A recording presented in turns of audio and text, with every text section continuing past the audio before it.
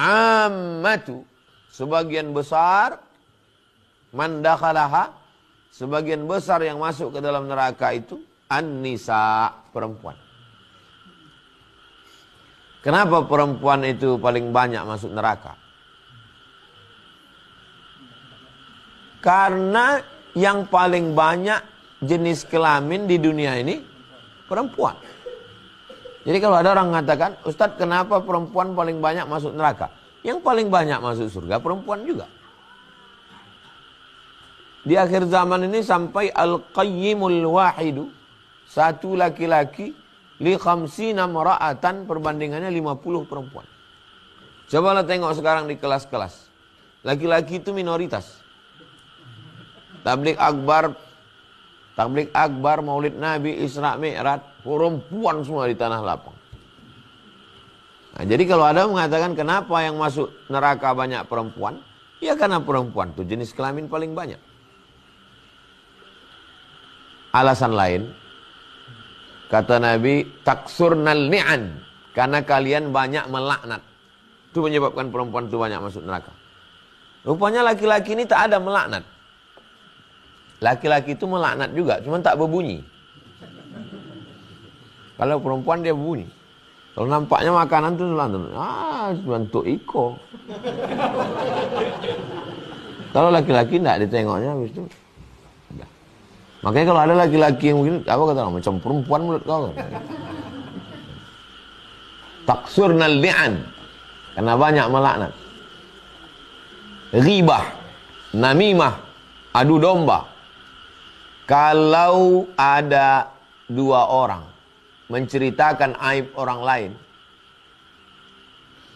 ada dua orang duduk menceritakan aib orang lain, maka salah satu dari yang dua ini mesti paham. Apa yang dipahami? Kalau kau tak ada, maka kau yang akan diceritakannya. Jadi, baik laki-laki maupun perempuan. Menyampaikan hadis tentang perempuan banyak di neraka, mesti sampaikan juga tentang hadis kelebihan perempuan. Waktu Nabi masuk ke dalam surga, Nabi menoleh ke belakang, yang ditengoknya perempuan. Siapa kamu? Perempuan yang menjaga anak yatim. Mati lakinya sampai meninggal dia tak menikah lagi. Menjaga anak yatim. Nah itu lebih dulu masuk surga. Surga di bawah tapak kaki perempuan. Ilzam rijlaiha fathammal jannah. Kau urus tapak kakinya, maka kau dapat surga di sana. 3 anak perempuan menjadi kunci pintu surga. Man ala thalatha banatin. Siapa yang merawat membesarkan 3 anak perempuan. Fa'addabahunna, dididiknya dengan baik. Wa zawwajahunna, dinikahkannya dengan orang baik-baik. Wa ahsana ilaihinna, dia buat baik sampai mati, falahul jannah, maka surga baginya. Jangan menyampaikan satu hadis tanpa ada hadis penyeimbang. Nanti orang akan menyalahkan hadis. Padahal yang salah yang menyampaikan hadis. Kalau menyampaikan hadis tentang mengasih minum anjing masuk surga, sampaikan juga hadis tentang tak mengasih makan kucing masuk neraka. Itu namanya at-targhib wa tarhib. Perempuan tunasusila, kehausan, minum, nampaknya anjing menjulurkan lidah. Dimasukkannya sepatu botnya, dikasihkannya ke anjing. Masuk surga dia gara-gara itu. Sampaikan juga hadis tentang perempuan ahli ibadah masuk neraka gara-gara tak mengasih makan kucing. Apa maknanya? Seimbang, tawazun, balancing. Karena kalau tidak nanti orang menyalahkan apa nih Islam? Diskriminatif terhadap perempuan. Padahal Islam mengangkat harkat derajat perempuan. Tapi memang perempuan secara umum ada beberapa sifat karakter yang perlu diperbaiki. Salah satunya adalah tuksirnal li'an, karena banyak melaknat, mencaci maki, sumpah serapah, hamun, merepet, tak berhenti-berhenti. Tapi perempuan yang banyak cakap itu juga baik. Kau pergi jam berapa, pulang jam berapa, kenapa tak sembahyang, mana kunci motor, mana duit. Nah, maka untuk pendidikan anak bagus dikasih ke perempuan. Karena laki-laki asal udah sekali ditanyanya cepat dia muak, cepat bosan. Kalau perempuan bisa dia bercakap, diulang-ulangnya lagi, tak bosan dia, menikmati. Nah, maka cakap. Makanya yang bagus mendidik itu perempuan. Maka cakap itu bisa diarahkan. Kalau banyak cakap, mulut tak mau berhenti, diarahkan pada yang negatif, mencaci maki, menghamun, sumpah serapah, jadi neraka. Tapi kalau banyak cakap itu diarahkan pada mendidik, maka perempuan tengok dia dari kecil dan nampak. Kalau nampak dia suka bercakap, masukkan dia ke fakultas tarbiyah. Supaya dia jadi guru. Tapi kalau dia diam aja, ada kue habis.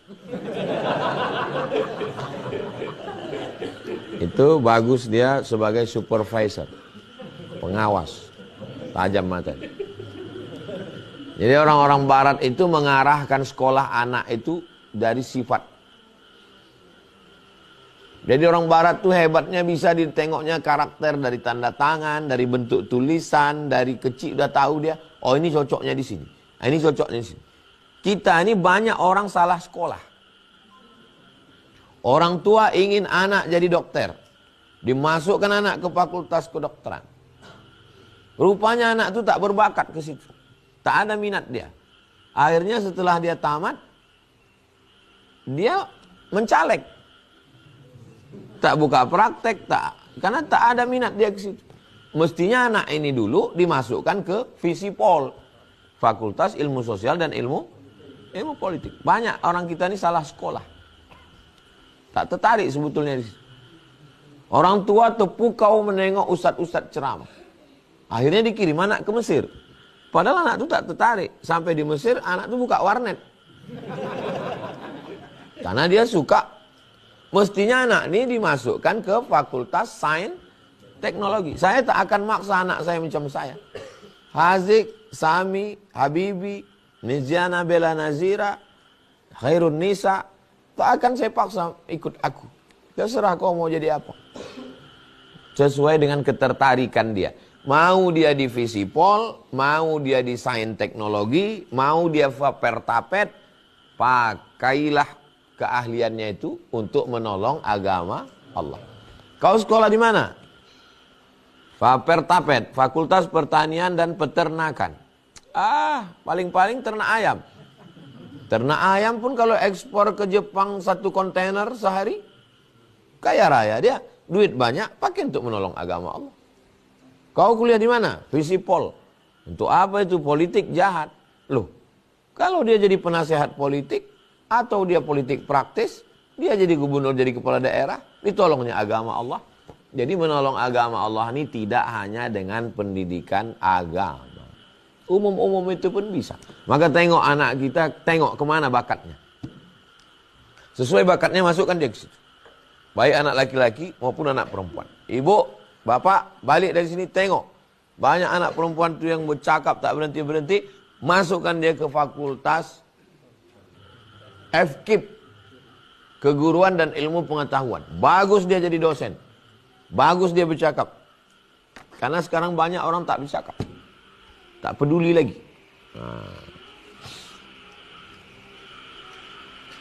Muttafaqun alaih. Hadis ini muttafaqun alaih. Ada dalam Sahih Bukhari, ada dalam Sahih Muslim. Sepakat Imam Bukhari dan Muslim meriwayatkannya. Maka nama istilahnya muttafaqun alaih.